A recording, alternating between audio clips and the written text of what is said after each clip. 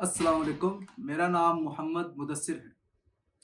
मैंने एक किताब पढ़ी जिसे पढ़कर मुझे बहुत सी किताबें मैं वैसे आमतौर पे पढ़ता रहता हूँ, लेकिन इस किताब को पढ़कर जिस मुल्क में पाकिस्तान में हम रहते हैं, इसके बहुत सारे मसाइल का हल मुझे इस किताब को पढ़ने से मिला।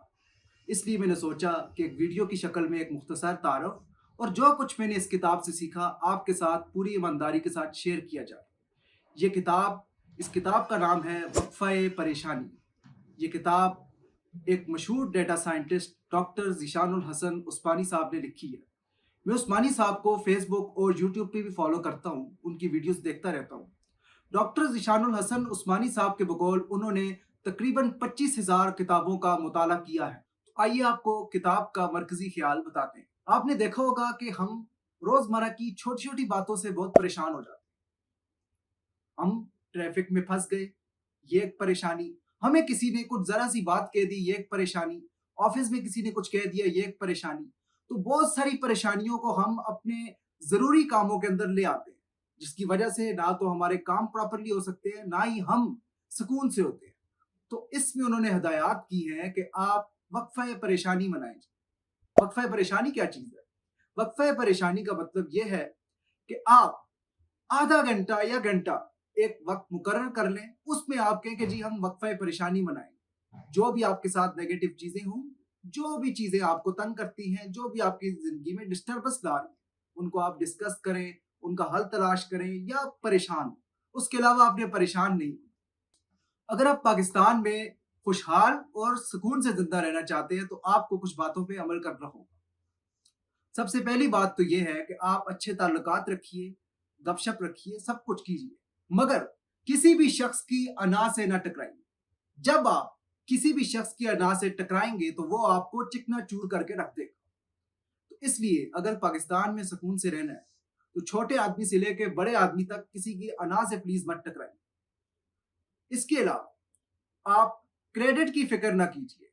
अगर आप क्रेडिट लेना चाहते हैं तो फिर आप मुल्क चेंज कर दीजिए। इसलिए अगर आपको पाकिस्तान में रहना है तो आपको सर झुका के चुप करके अच्छे तरीके से ईमानदारी से काम करना है, चाहे उसका क्रेडिट जिसको भी मिले। हमारे मुल्क में किसी पावरफुल आदमी के साथ आप दोस्ती जरूर कीजिए, लेकिन मामलात मत कीजिए।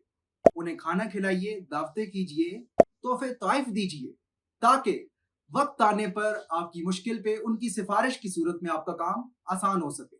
लेकिन मामलात मत कीजिएगा, वरना आप पिस दिए जाएंगे।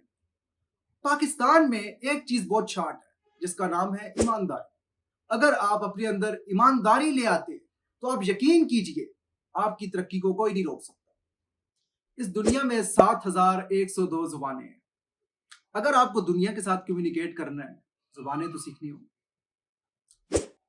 1 अरब से ज्यादा लोग चाइनीज बोलते हैं। 527 मिलियन की मादरी जुबान इंग्लिश है। 1.5 अरब लोग इसको बोलते हैं। 600 मिलियन लोग उर्दू हिंदी बोलते हैं। 427 मिलियन लोग अरबी, 400 मिलियन स्पेनिश, 127 मिलियन फ्रेंच बोलते हैं।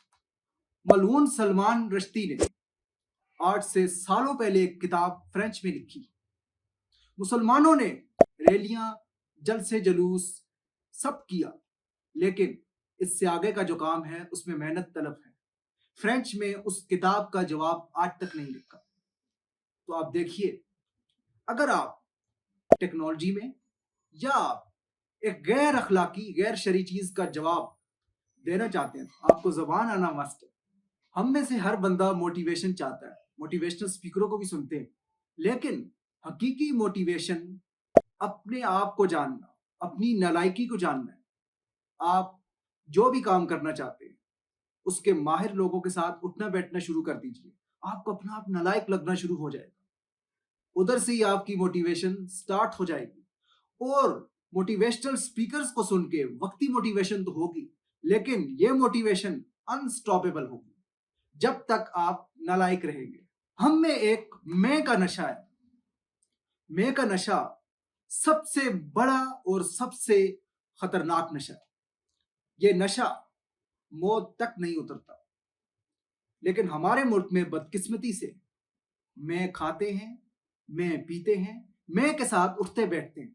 इन्हें हर काम में چاہے ان کی کارکردگی جتنی بھی ہو، ان کو پہلی تختی کے اوپر اپنا نام چاہیے، ان کو ہر جگہ کریڈٹ چاہیے، چاہے اس کے پیچھے جس کی بھی محنت ہو۔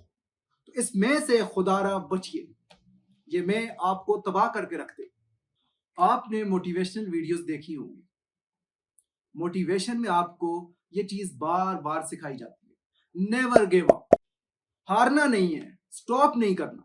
لیکن آپ کو بتائیں کہ آپ ایک کام میں نہیں اچھے، وہ کام آپ کافی عرصے سے ٹرائی کر چکے ہیں، آپ نے ہر کوشش کی، لیکن آپ کے دماغ میں جب تک یہ بات ہوگی کہ نیور گیو اپ، تو آپ ترقی نہیں کر سکتے۔ آپ کو گیو اپ کرنا پڑے گا، ہار ماننی پڑے گی۔ جب تک آپ ہارنا نہیں سیکھتے، آپ جیت نہیں سکتے، آپ کامیابی بٹور نہیں سکتے۔ ہم میں جب کوئی 5 وقت کی نماز پڑھنا شروع کر دیتا ہے، یا جب کوئی حج کر لیتا ہے 2-4، تو وہ خود کو مقدس ہستی سمجھنا شروع کر دیتا ہے۔ کراچی کے ایک مفتی صاحب ہیں، وہ کہتے ہیں آپ نیکی کیجئے مگر دوسروں کو گناہگار سمجھے بغیر۔ یہ ایک بہت بڑا فیکٹ ہے۔ آپ دیکھیے ہمارے ملک میں اگر کوئی ڈاکٹر ہے، کوئی سائنٹسٹ ہے، کوئی عالم ہے، ایک فیکٹ آپ کو کامن نظر آئے گا کہ انہیں اپنی فیلڈ، اپنے کام سے ہٹ کر کسی چیز کو بھی وہ ویلیو نہیں دیں، اسے ڈسکریکٹ کریں گے۔ ایک آدمی سائنٹسٹ ہے تو وہ دین، سماج، ثقافت، معاشیت، ہر چیز کو سائنس سمجھے گا، اس سے آگے جائے گا ہی نہیں۔ ہم شاید وقت ضائع کرنے کے لحاظ سے دنیا کے سب سے نمبر 1 قوم ہیں۔ ہم عموماً 4 گھنٹے روز موبائل کو دے دیتے ہیں۔